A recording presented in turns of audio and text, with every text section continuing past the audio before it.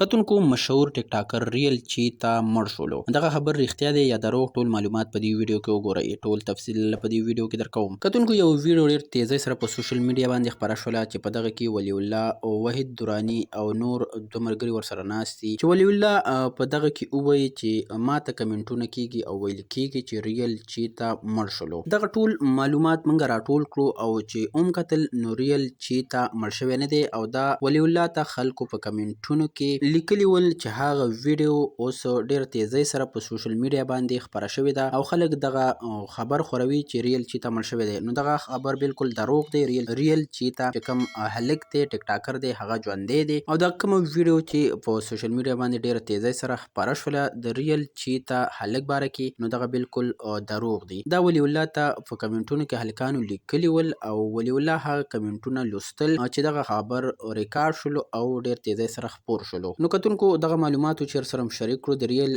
چیتا باره کې ټیک ټاکر ریل چیتا ژوندی دی او دغه د مرګ خبرې بالکل دروغ دی. په سوشل میډیا باندې ډېر خلک داسې شته چې د دروغو خبرونه خپروي او خپل ویوز راولي. نو دا ډېره غلطه خبره ده. دغه حقیقت و چې در سره شریک. د ویډیو کتل مو ډېره مننه کوم.